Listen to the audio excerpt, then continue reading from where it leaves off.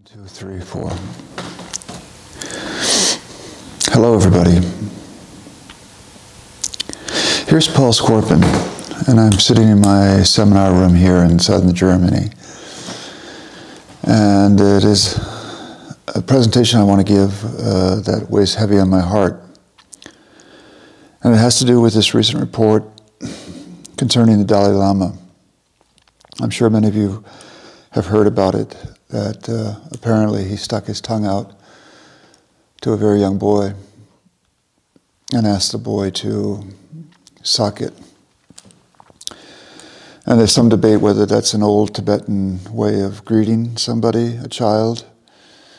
But that's not really the point. I don't really want to go into that because it points out other issues that are very pertinent right now in spirituality. Because everything is undergoing reevaluation right now, including spirituality. And the reason why I want to address this is because I've had a lot of experience with this issue in my life. I'm called a healer and a teacher, and I had the very good fortune of being trained by one of the kindest and most powerful teachers and healers of recent time, Dasklos. There's a picture of us on Governor's Beach going back 30 years. And before I was able to spend the last 6 years of Dasklos' life with him as his closest student, I had the good fortune of studying in Kathmandu for 2 years. The first year was with the University of Wisconsin, a university program there. And they made a mistake with my visa, and it allowed me to stay another year there. In retrospect, that time in Kathmandu and Nepal, steeped in shamanism and then Buddhism and Hinduism, prepared me to spend time with this great mystic and healer, Dasklos. And during my stay, the director of the program approached us and said, there's a Lama in Bodhanath who is willing to give private instruction to whoever wants to take part. And to me that was very intriguing, and I said I would definitely like to join. And a young woman from America, also on the program, decided to join. And the Lama was trained, he's a son of a Rinpoche, and was trained in sky burial.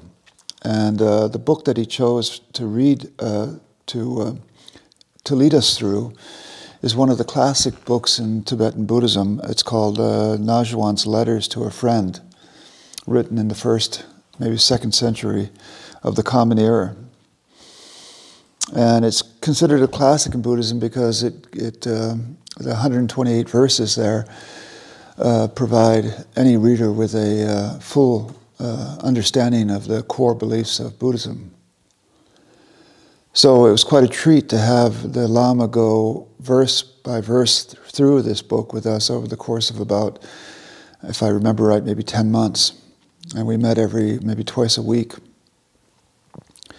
And he would sit on his bed with the yakti, and we would sit below, and then he would read the verse to us, and then he would go into an interpretation of it. And I learned a lot. And then we came to the close of that book, and the Lama said to us, if you'd like to continue, we have another text that we can work through. And I had other plans made. I wanted to go trekking. And the woman, let's call her Laura, told the Lama that she would be pleased to continue. And so that's how it was settled, that she would continue to go to the Lama, and I would then take advantage of the Himalayas to learn more about the culture. And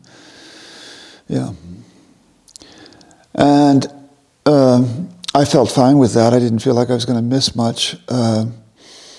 And then the Lama confided in Laura and said, Paul has no future in spirituality, which is fine. And then about 4 weeks later, I was back in Kathmandu, and Anna was riding on her bike. Laura was riding on her bike. and she was bawling, weeping. And I said to her, Laura, what happened to you? And she said, I was just by the Lama. And I said, yeah, but isn't that nice? And she said, no, it's not nice.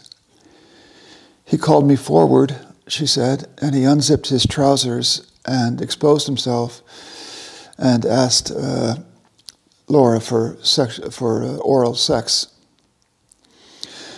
Now, in Buddhism is more of a philosophy than it is a religion.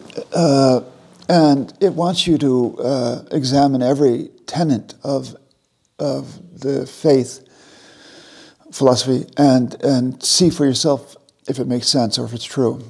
But there's three things that they ask you to have blind faith in. One is the Sangha, that's the community. The other is the Dharma, that's the teachings of the Buddha. And the third is the Lama, or the teacher. And if somebody transgresses that blind faith, then it is perhaps unforgivable, whatever that means. And we know this also in the Catholic Church and in other organized religion, that this is also in Judaism and in every religion, organized religion, that this happens a lot. Not only with young children, but also with nuns and so forth. And I don't want to dwell on that, but I do want to talk a little bit about why that might be. And if you look behind me, I've made a drawing on the clip chart here of a figure with 7 primary energy centers. They're called chakras in Buddhism and Hinduism, and Daskalos, my friend, he called them energy centers. And they're dispersed throughout the body. I'm sure most of you are schooled in this. This is the root chakra, here's the sacral chakra, here's the solar plexus, heart chakra, throat chakra, third eye, and then the crown chakra above. Okay. And the belief is energy flows into these chakras, is then delivered to the organs and to the blood and to the glands and so forth. And energy flows out of these chakras as emotions, as thoughts, and so forth. Each one of them has a unique purpose in the body and in the personality. And we are given the 7 primary chakras as a gift from the divine, if you believe in the divine. That we can experience the world on 7 different planes, as it were. The 7 heavens, some people talk about. And it is my personal belief that these 7 chakras are very, they have a sort of predisposition, and that is that the lower chakras belong to the lower body, the abdomen and the sexual organs and so forth. And the upper chakras belong more to the upper body. And essentially that part of the nature of being human is that a big part of us is very personal and another part of us is rather impersonal. That means a part of us is very subjective and another part of us is able to experience things that are objective. Okay. And a religion has a major role on defining the chakras and how a personality is going to define itself and how we're going to build up a culture around us.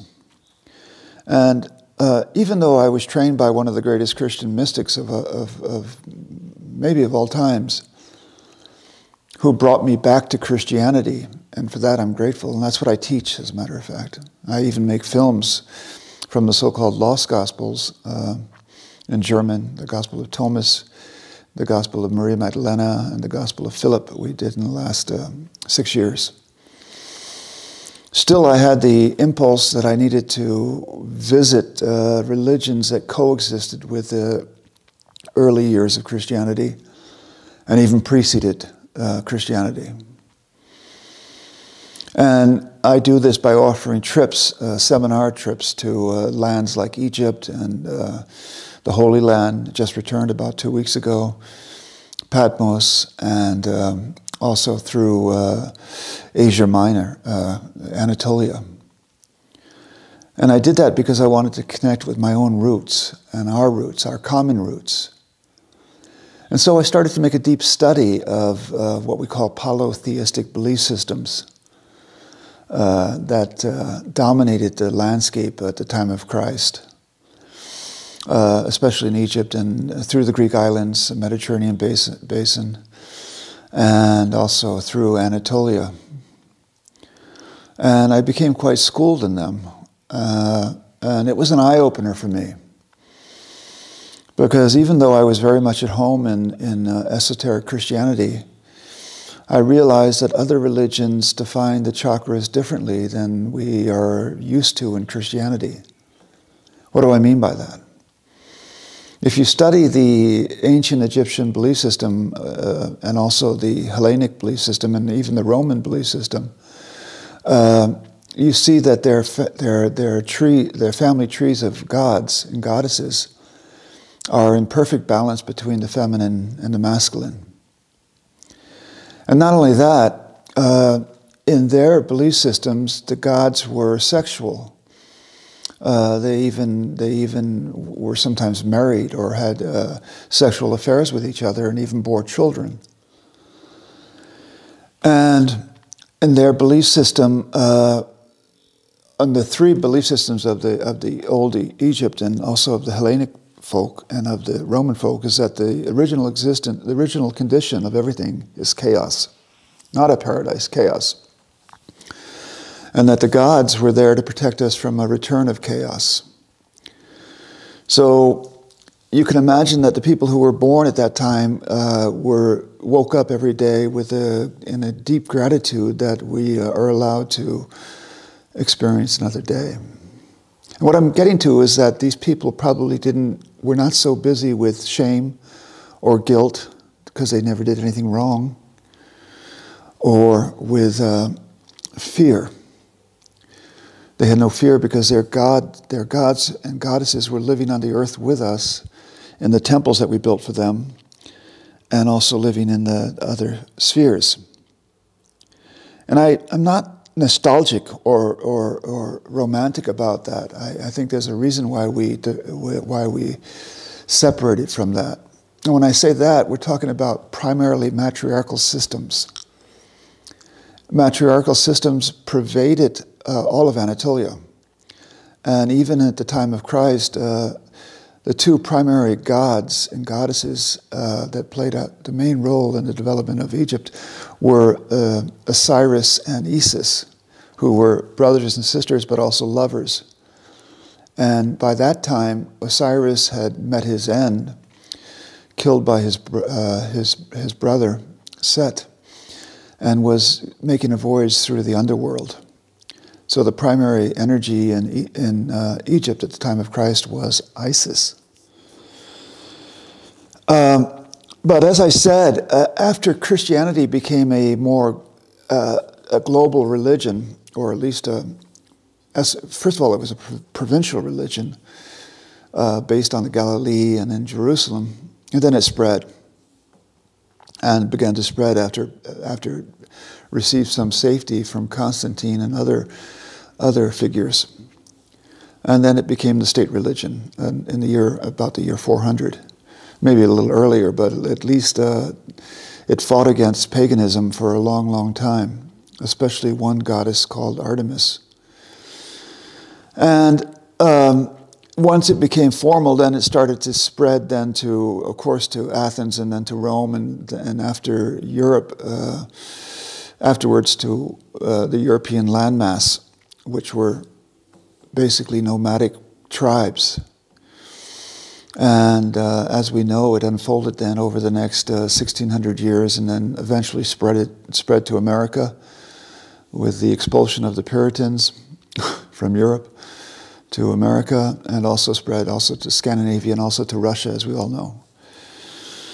And something dramatic happened to the chakra systems, and that is that suddenly the lower chakras became very, very human, no longer sacred or spiritual. Sexuality was fully, newly defined as something that had nothing to do with spirituality whatsoever. And because of the primary tenet in Christianity that Christ died for our sins, and that there's an original sin, that we were expulsed from the paradise, we spent a lot of time filling the lower chakras with this idea that we are sinful. And also, with that, we have a lot of fear, because we've also created a division between heaven and earth, or heaven and hell, that never existed beforehand. And I'm not judging these two. I'm not saying one's right and one's wrong. I'm just saying that this is a fact. You can read about it for yourself. You know, my passion for the last 10 years is to go into that. And once you divide the lower chakras from the upper chakras, then you're going to have a lot of tension in the body. Okay?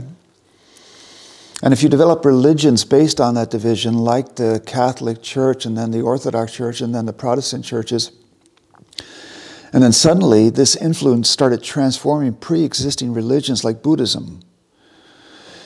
Because Buddhism, which I adore and I study deeply, and it's a sister religion to Christianity. The only difference is it believes in compassion, and Christianity at its core believes in love.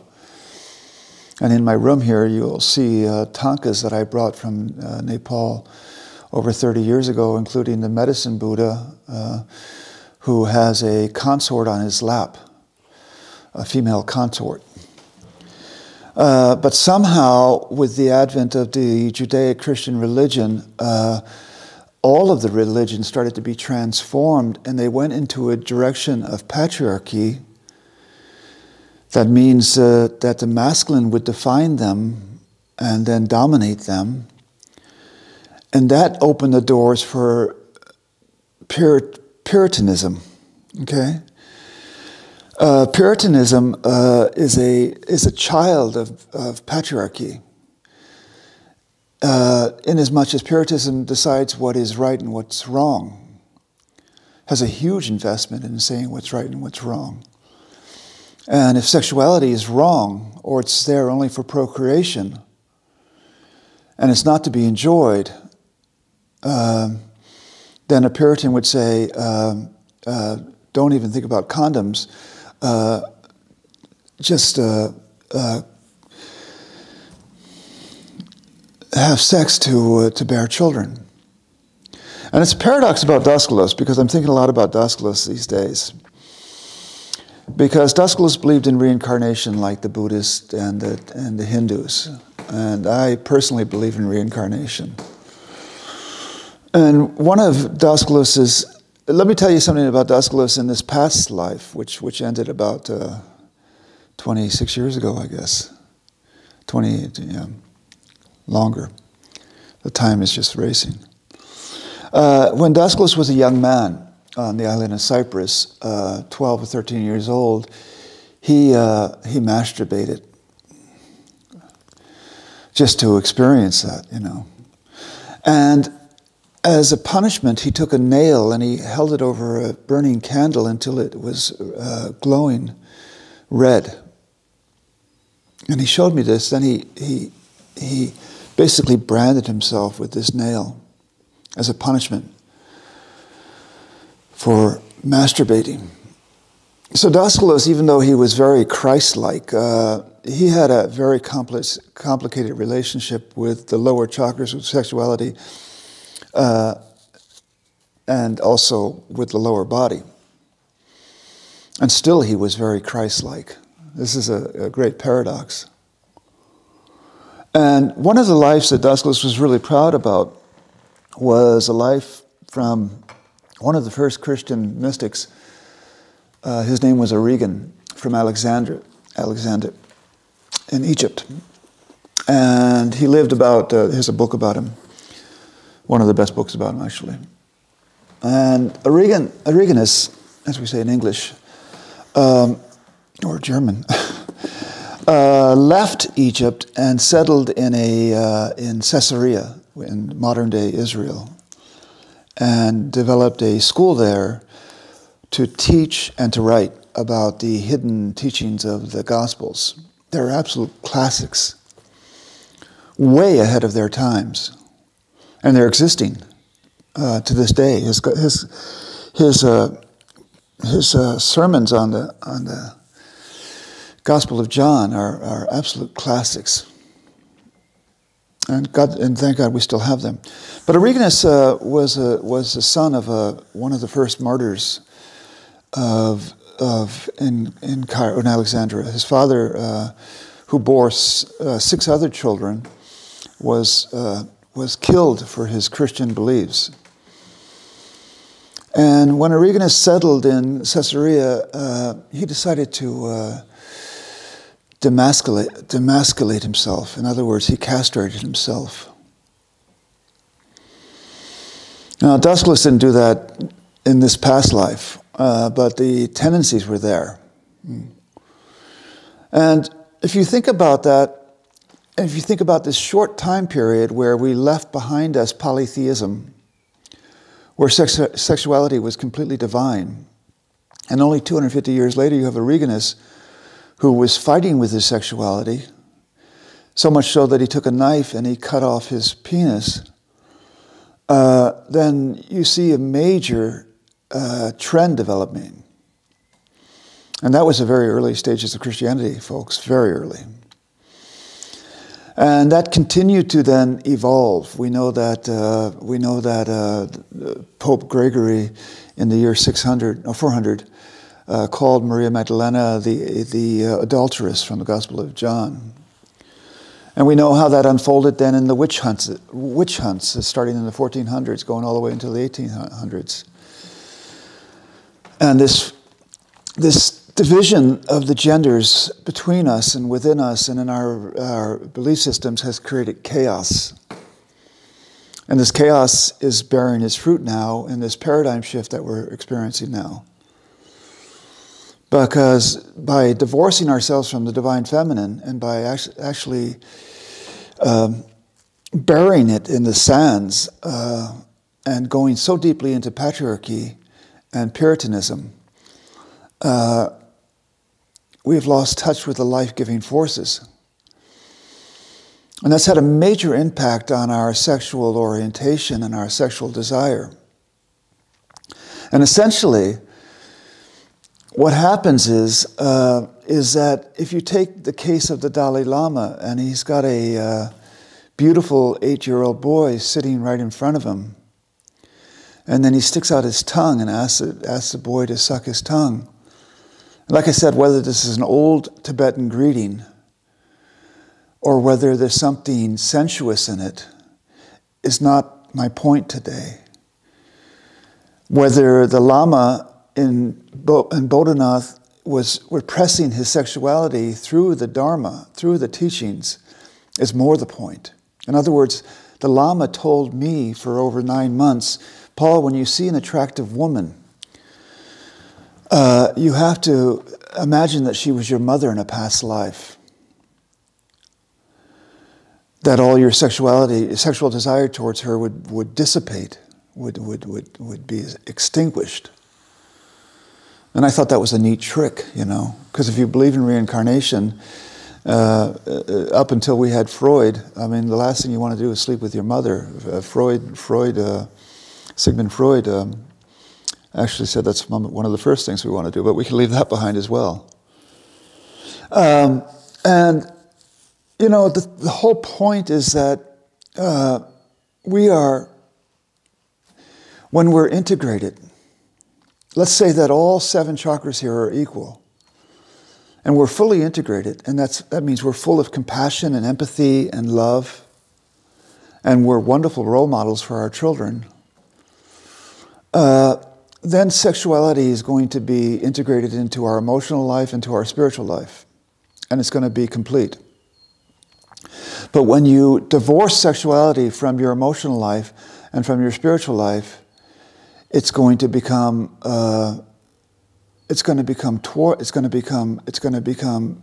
chaotic. And this is a whole thing. I mean, we know about how rampant child abuse, especially here in Germany, but not only here in Germany, occurred and occurs still in the Catholic Church. And not only in the Catholic Church, also in other faiths. Then you just have to imagine that one of the things that we've sacrificed to ourselves is basically our innocence. We've lost touch with our innocence. We've become terribly complicated and terribly clever. And each one of us as a soul has at its core a ground of innocence. There's something about a human being which is incredibly innocent. But when you cover that in veils of fear and shame and guilt, then we become so removed from our innocence as a Catholic preacher or a Buddhist, or as a healer, or as a Buddhist Lama or Rinpoche. And then you're confronted with that in the clergy, or you're confronted in that with the choir, or you have satsang in India, and then a beautiful young boy or girl comes up to you and sits on your lap. What's happened to your sexuality? Where has it gone? I mean, you might even have cut off your penis, both through a belief system or actually with a knife. That might take care of it. But where does it go? Where does the desire go? Where does the physical desire go? And that physical desire, which we call sexuality or procreation, or the creative force in each one of us, is at its core absolutely divine. Absolutely divine. And most religions before Christianity and the Judeo-Christian tradition, our brothers in the Jews and our brothers and sisters in the Islamic beliefs, they celebrated it that way. That for them, the creative force was the Alpha and the Omega. Childbearing was a complete miracle for them. One of the trips that I offer is to Göbekli Tepe and Karahan Tepe and the 12 tepes in Southeast Asia, which are by far the oldest temple complexes in the world and also the largest. And they are spellbinding. And they celebrated childbirth. And they celebrated the divine feminine, that's my belief system, fully in balance with the divine masculine. And it's a belief system that built these temples in Göbekli Tepe and Karahan Tepe and Sefer Tepe and the other 9 tepes that we know about. We have no idea who built them and why they built them. But you can feel that when you go there. I've been there a number of times. That there is this unbelievable balance there and peace and harmony emanating and vibrating from these temple complexes. Deep within the earth, going deep into the cosmos. If you ever have a chance to get there, go there. We have a new travel agency that I developed called Tas Teplere Reisen or Tas Teplere Travel, and we're going to be offering routinely trips there. Anybody in spirituality has to go there at least once, but I'm not trying to make an advertisement here. I'm trying to explain something. And what I'm trying to explain is that we shouldn't be surprised when people get charged with sexual mischievous, like John of God in Brazil, or the Dalai Lama, or other teachers, many who have been charged with sexual misbehaviors. Dasclus himself was charged with that from people I know. And I saw no sign of it. And I was with Dasclus day and night for 6 years. I was traveling with him to Brazil, to New York, to here to Germany every year for 6 years. And I was with him in the most intimate situations. And he didn't show any signs any signs of what we would call deviant behavior. None. It's funny, here's a book written by a Tibetan a Buddhist, an American Buddhist called Jack Kornfield, written quite a while ago, about 25 years ago, the year 2000, so 23 years ago, and it's called After the Ecstasy, the Laundry. It's built upon this idea: before enlightenment, you do laundry, and after enlightenment, you do laundry. Okay, and he went around the world to interview masters, female and male, in our different belief systems, including rabbis, priests, Buddhists, swamis, yogis. And he talked to them about the experiences of enlightenment. And he came to the conclusion that as long as you're meditating in the Himalayas or praying in St. Catherine's or in the Vatican, then you can enter a state of ecstasy and stay in it for a while.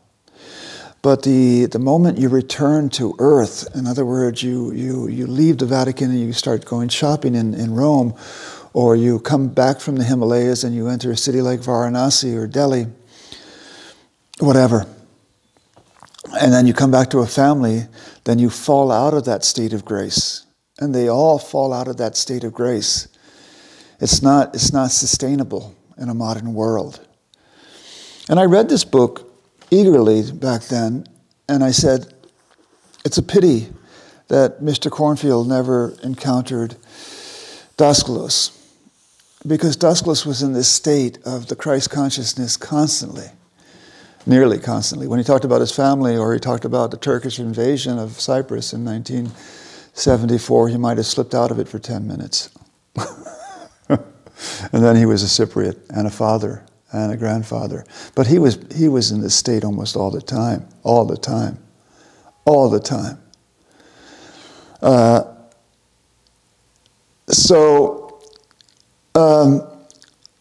The reason why I'm giving this presentation is because, I've had a personal experience with a Lama, not personally, but through Laura. I have a personal experience with a Lama who tried to meditate his sexuality out of existence. And I'm sure the Dalai Lama partakes in that belief system too, is that he was probably never sexually active. And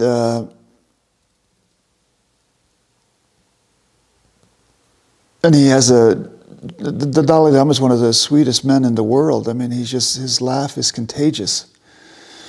And he's a spokesman for Buddhism, maybe the major spokesman for Buddhism and for the nation of Tibet.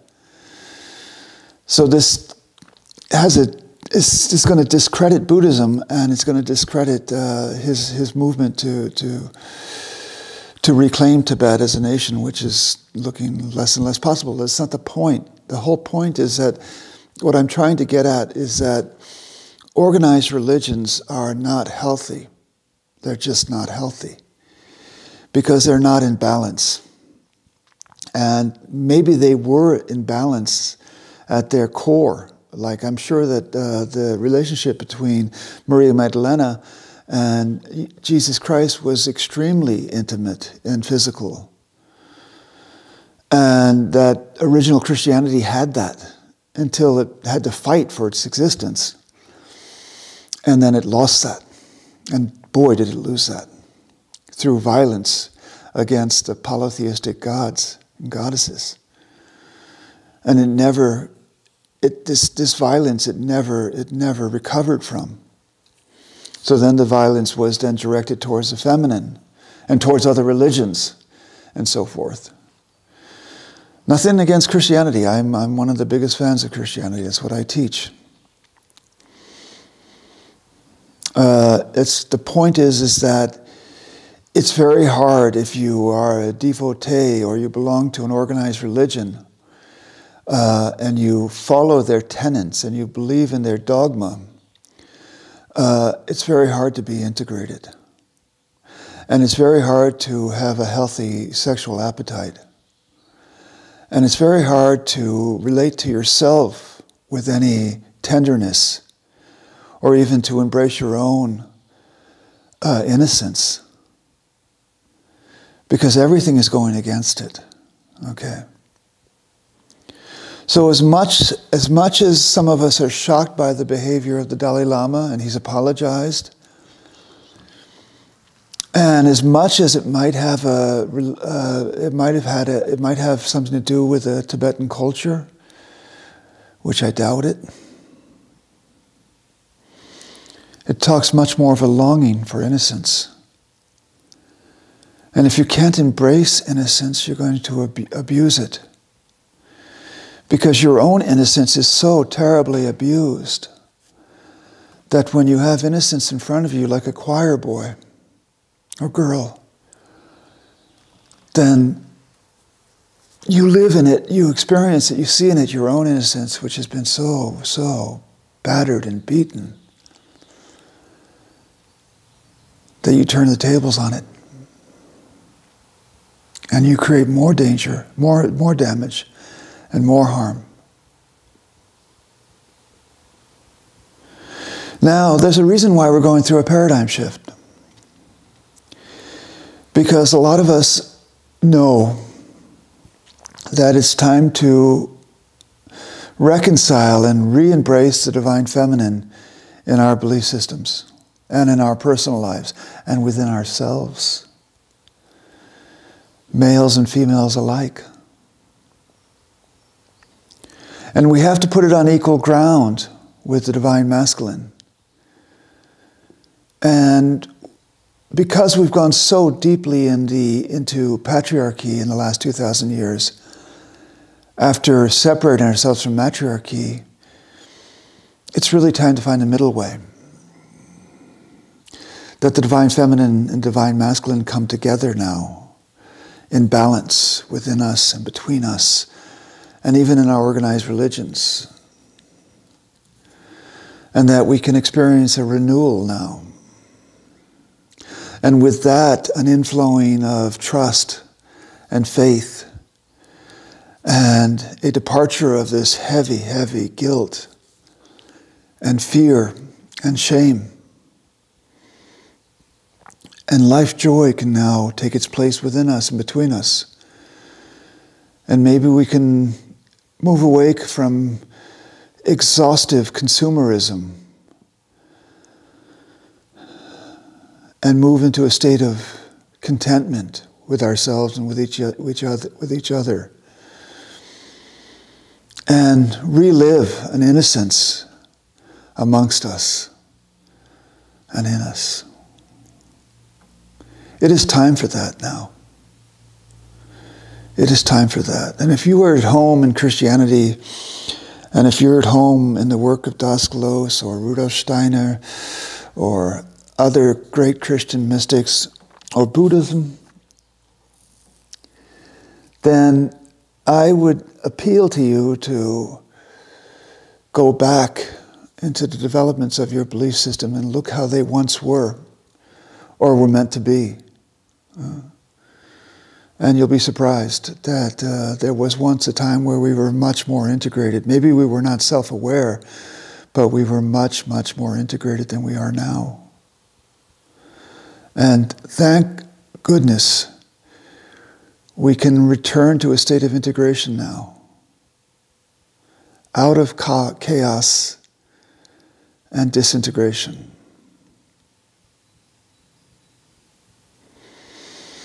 In about 4 weeks, I'm going to be leading a group, I hope, to Anatolia, to Ephesus, where we're going to look into the divine feminine that is so deeply rooted in Anatolia. The goddesses, which were very much venerated at the time of Christ, including Artemis of Ephesia, Sibylla, Kabila, Hecate, Hakata, Demeter, and so forth. And this is a journey back to ourselves, back to to revive in our cell memory and our DNA a time where we were much more integrated. If you have time, join me. I can promise you it would change your life permanently for the better. To go back to our roots, back to the Divine Mother. As B.D. Griffin, the great Anglican priest, said after he recovered from his stroke and was asked, "Herr, Mr. Griffin, what did you learn from your stroke?" And he said, I discovered after 70 years of being an Anglican priest that Christianity is as much about the divine feminine as the divine masculine, and we need to surrender ourselves to the Mother. We need to surrender ourselves to the Mother. We need to surrender ourselves to the Mother.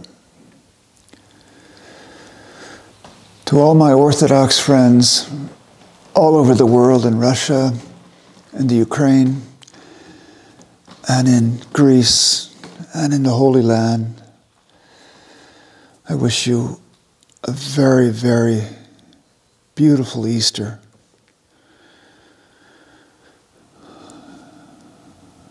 Christ has arisen.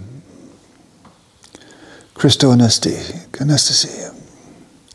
Take care, my friends. Be well, be good, be kind, be in love. Thank you for listening. All the best.